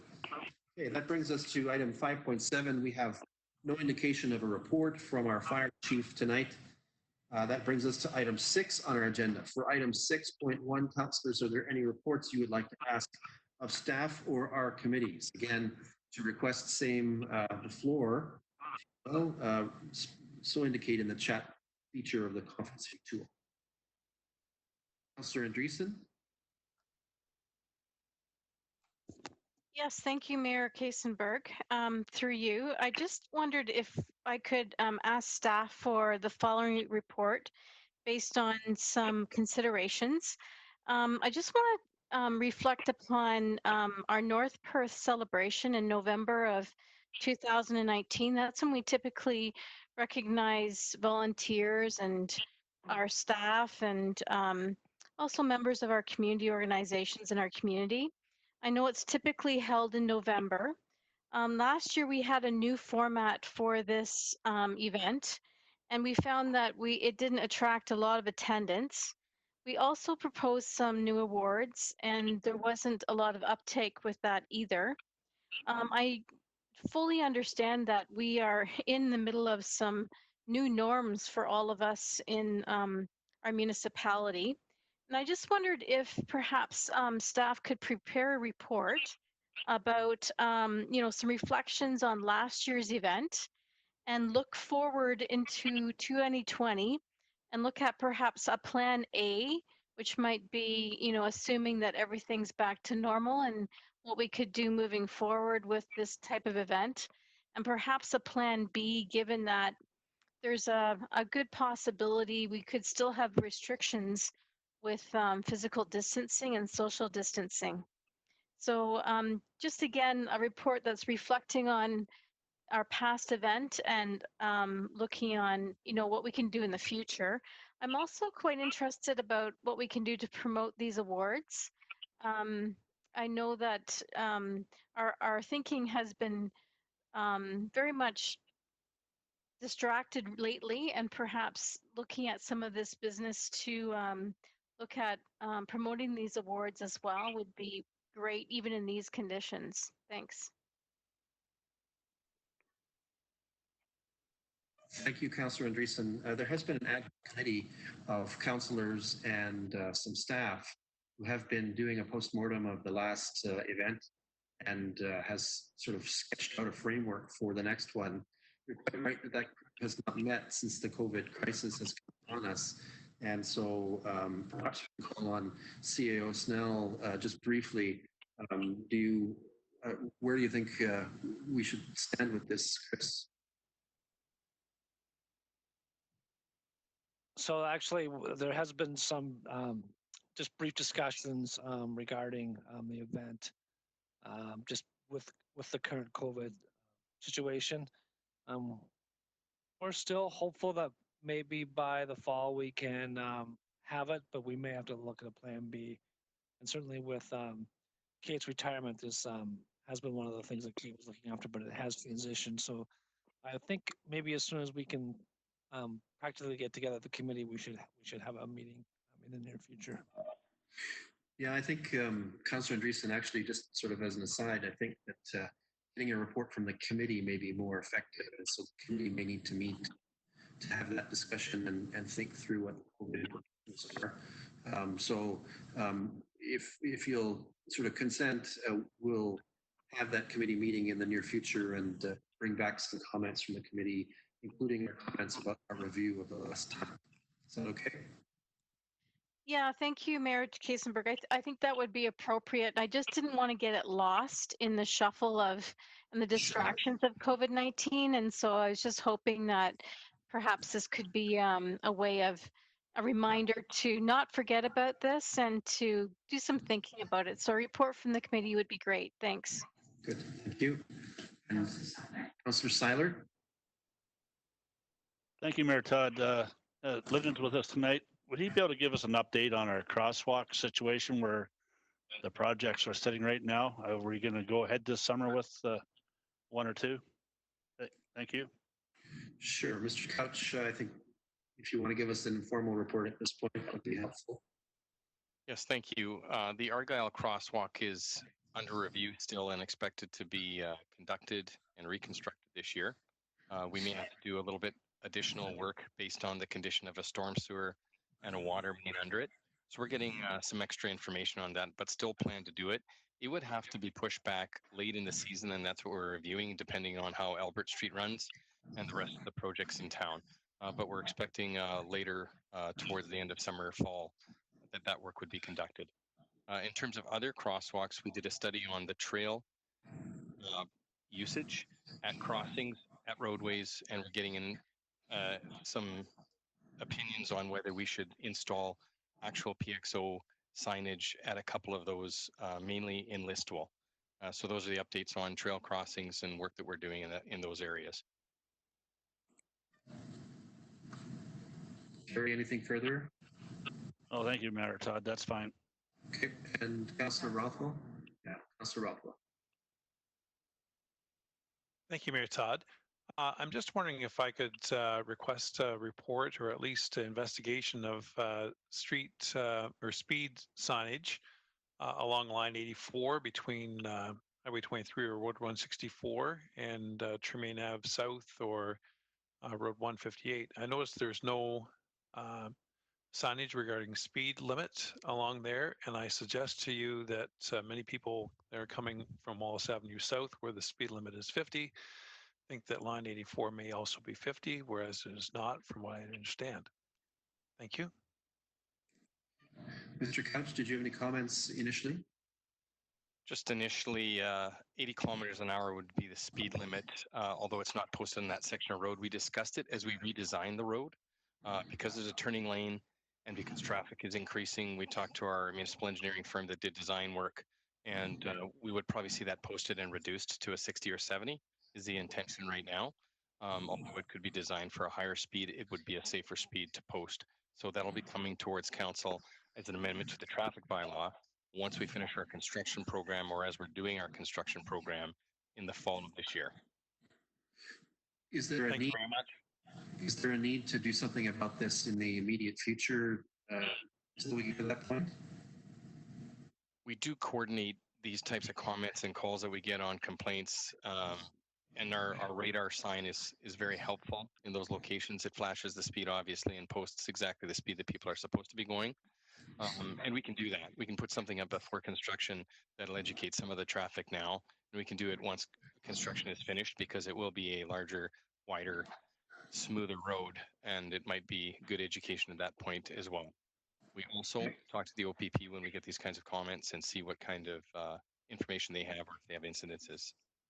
Okay, thank you. Councillor Rothwell, do you want anything further on this in terms of staff direction? Nothing further. It sounds as though a report is going to be imminent. Thank you. Thanks. Okay. Councillor Richardson. Thank you, Mayor Todd. Just wondering if it's possible, unless I'm totally missing it on the website, is to have a page or a link easily accessible to find out about either status updates or depending on, like you talk about the crosswalks or the Albert Street construction or anything like that. If any construction or line 84, any construction projects that are going on, is just having a main link as to say, people might want to know more about that particular construction. It could even be a link to the like all of the reports together, all of the council reports together, as long as it's in one spot for all of the ongoing construction that is going on, especially in the summer months. Possibly that would be interesting. I've had a few people ask them saying they're obviously missed the report that came through on Albert Street, what's happening at this end of town as to what's going on, but they were just sort of wondering if there was like a localized spot. And I went and looking for it myself, and unless I can't see it, I just think it might be something, at least for discussion, to find out a good common link for all ongoing construction projects at any given time during the year that the general public can easily access off of our website. Thank you. Thank you. I've actually made that suggestion too. I don't know, Mr. Couch, where are we with that? Do we have a consolidated location on the website for construction projects? And maybe it's just hidden, buried somewhere? We have shared that information because of the trail impacts of the Albert Street project. I can't speak to exactly where that is on the website, but I know that Amy has posted some information, and Jessica has been working on that as well in terms of talking to trail users and their use of the trail in that environment. But we can update the Albert project and other projects in a consolidated construction site. Look to doing that it's a moving target and it'll change as we move forward. So maybe some bullets on each project where they're at. I understand, and then have it up front and center on the site. I can coordinate that work with our communications group. Great, thank you. Do we need staff direction for that, Clerk Fairfields?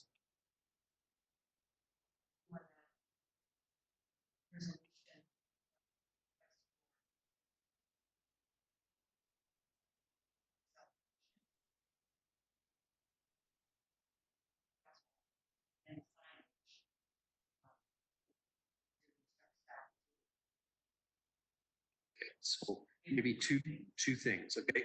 Before we go to those two things, I see that Councillor Andreessen has asked to speak again. Yes, I have. Thanks. Go ahead. I just wondered, Mayor Kasenberg, if at some point there'll be some additional direction around the groups that are being formed to support our municipality with COVID-19. And I forget the acronym already, but there's one in agriculture and the economy and services.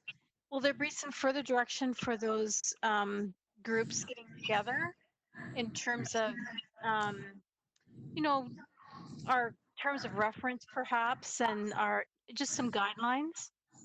So the short response, which I'll give, is check your email, because I think there were notifications today about the introductory meeting timing. And at that meeting, there will be some instruction or some guidance, some framework or mandate.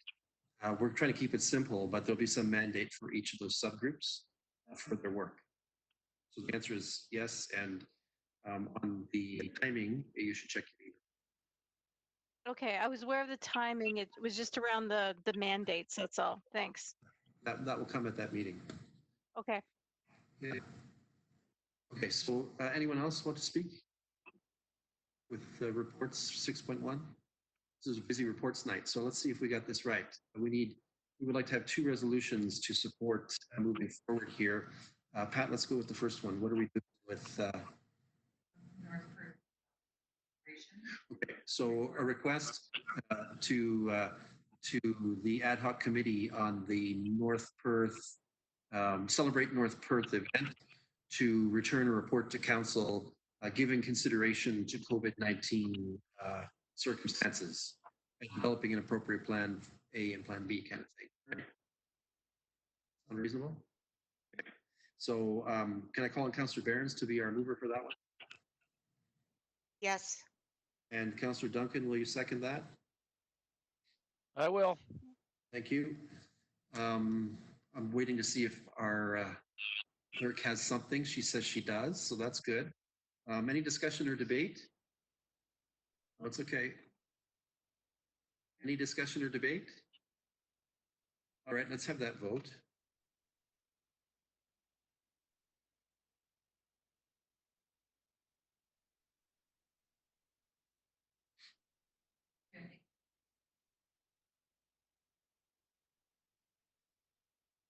Okay, and we're waiting on Councillor Behrens. We're not getting your vote. What say you?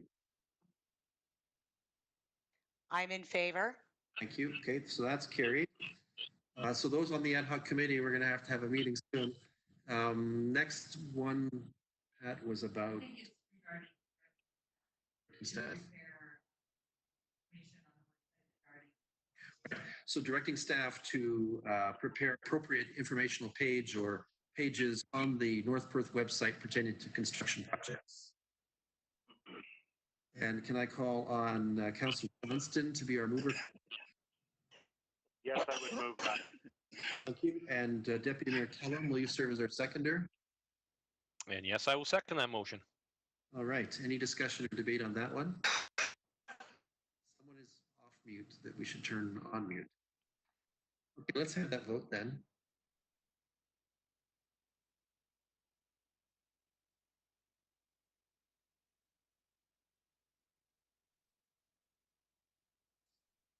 And Councillor Behrens, again, not dropping your vote. What say you?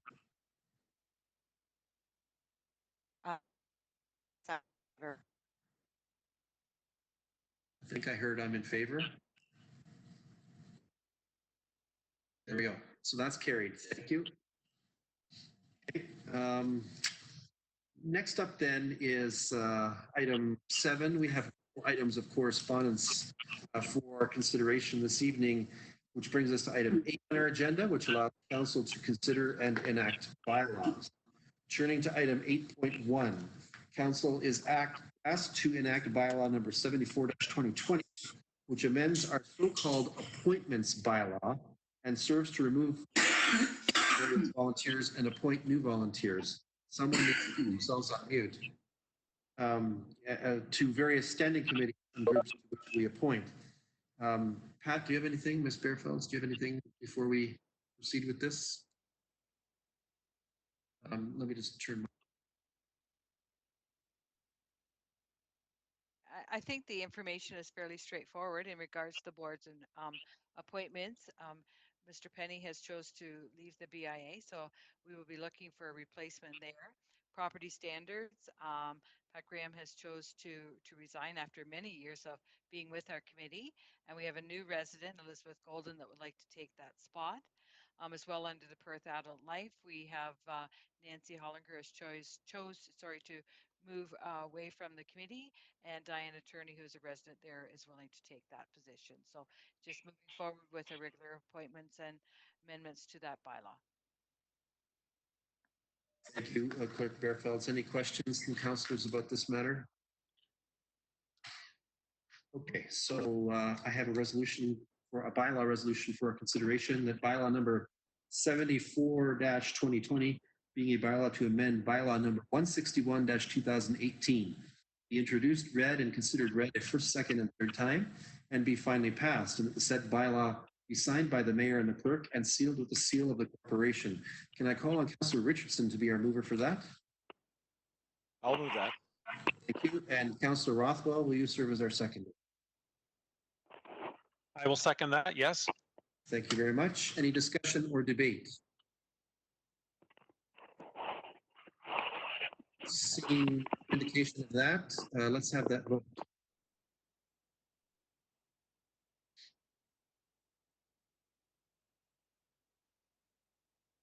And that is carried. And from the chair, I will thank Mr. Penny, Pat Graham, and Nancy Hollinger for their service to our community. Thank you. Next up then is item 8.2. Council is asked to enact bylaw number 75-2020, which serves to appoint Ms. Nicole Alexander as a bylaw enforcement officer for the municipality of North, effective immediately upon passage. Clerk Bearfelds, any comments before we act on this? Is it straightforward?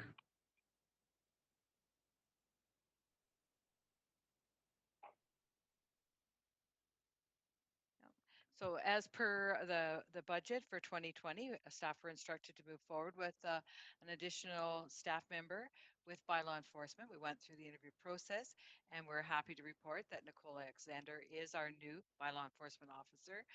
Nicole's a longtime resident here in North Perth, and we're excited to have her with us. She's been with Recreation for many, many years, so she's not a new person to North Perth, but we're excited to have him working with us. We've had today a very good first day.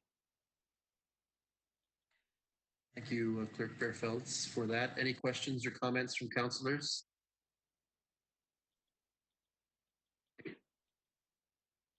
So I have a resolution for our consideration. Reads as follows: that bylaw number 75-2020, being a bylaw to appoint a bylaw enforcement and property standards officer, be introduced, read, and considered read a first, second, and third time, and be finally passed. And said bylaw be signed by the mayor and the clerk and sealed with the seal of the corporation. I call on Councillor Seiler to be our mover for this. Yes, I will move that. Thank you. And Councillor Andreessen, will you serve as our seconder? Yes, I'll second that motion. Thank you. Any discussion or debate? Seeing none, let's have that vote.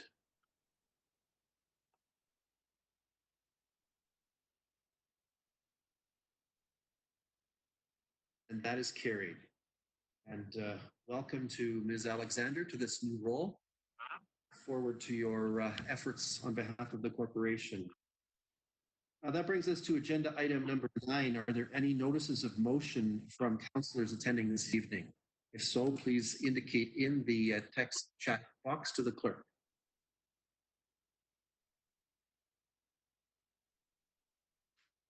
No indication of that. Let's move on then to item 10 on our agenda. Sorry. Yes, okay, so we're moving on to 10 on our agenda. Again. For item 10.1, are there any announcements that would be of benefit to our community or that reflect well on North Perth at this time? Again, if you'd like to speak, draw your attention to that to Clerk Bearfield through the chat window. And I think Ms. Gango wishes to speak first.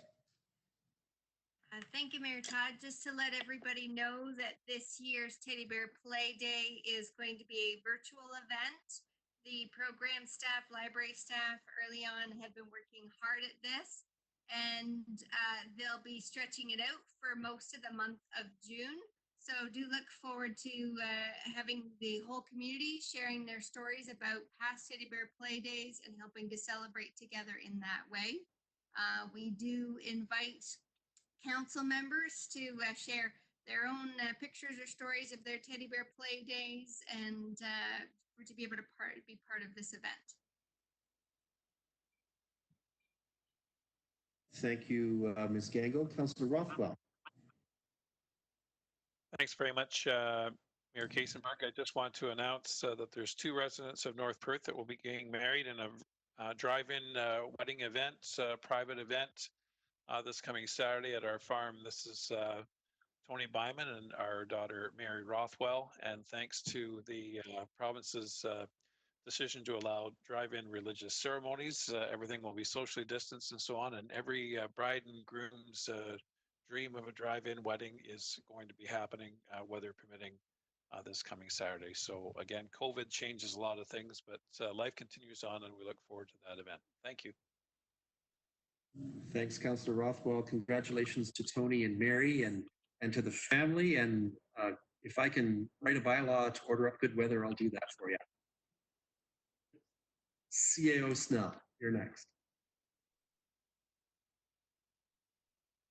And certainly the library has done a press release today, but just to inform council of the phase-in plan for curbside library services. So as of today, the book drop is now open again, so people can return their books. And again, there's no late fees there waived until the library fully opens. June 1st, people will begin to be able to place orders and requesting materials. And then June 8th, the curbside collection will begin. And a bit of the reason for the process is really bringing PCIN back online for all the county libraries. Thank you. And that leads to happy life, happy wife. You know the saying. My wife is certainly happy to hear our progress on the library. So off we go. That brings us, any other requests for announcements?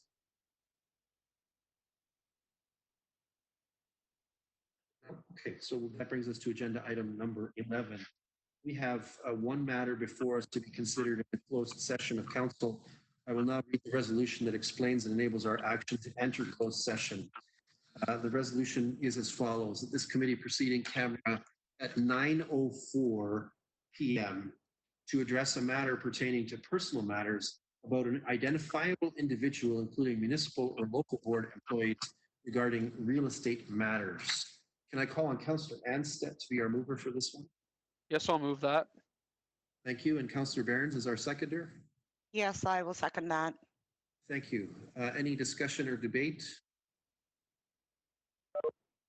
Seeing none, let's have that vote.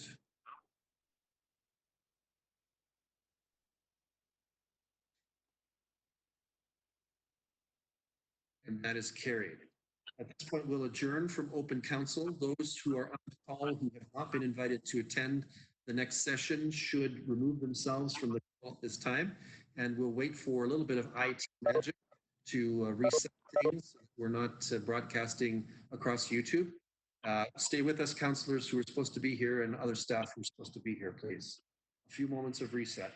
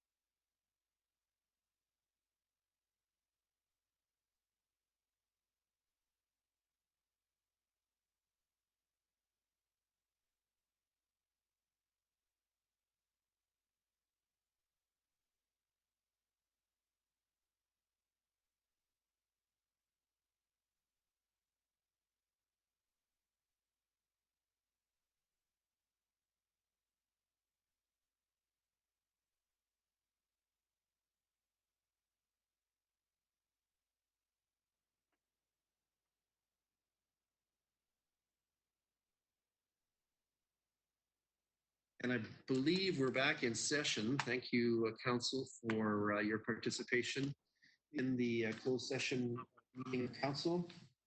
At this time, I have for item 12, item 12, we have nothing to report at this time. Item 13 is our confirmatory bylaw. And let me catch up here. Council has mandated good practice acts near the end of its meeting agenda to confirm all of its actions and business of its meeting through what is called the confirmatory bylaw. I have a draft of that for our consideration. It reads as follows.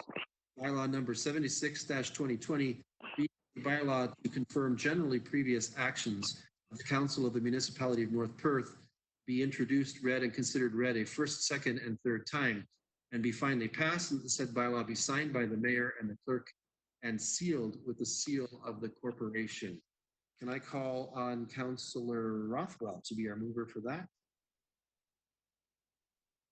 Yes, I will move that. Thank you. And Councillor Seiler is our seconder for that one. Yes, I will second that. Thank you. Thank you. Any discussion or debate? I think this is a manual vote, Pat, is that right? So are there any opposed? Please draw to our attention if you are opposed. And seeing nothing, we'll call that carried. And finally, I have, we come to the adjournment point. Are there any matters of business that need to be addressed before we adjourn, councillors? Nothing on the chat window, so let us proceed. Then I have a resolution for adjournment that reads as follows: that the council meeting adjourns at 9:41 p.m. to meet again for general council business on Monday, June 1st, 2020 at 7 p.m. Can I call on Councillor, okay, where am I here? Councillor Andreessen, will you be our mover for that? Yes, I'll make that motion. Thank you. And Councillor Anstead, will you? Yes, I'll second that. Okay, and are there any opposed? Seeing no indication of same, this meeting is adjourned. Council will meet again in regular council meeting using digitally enabling technologies on Monday, June 1st. Councillors, thank you. Have a good night.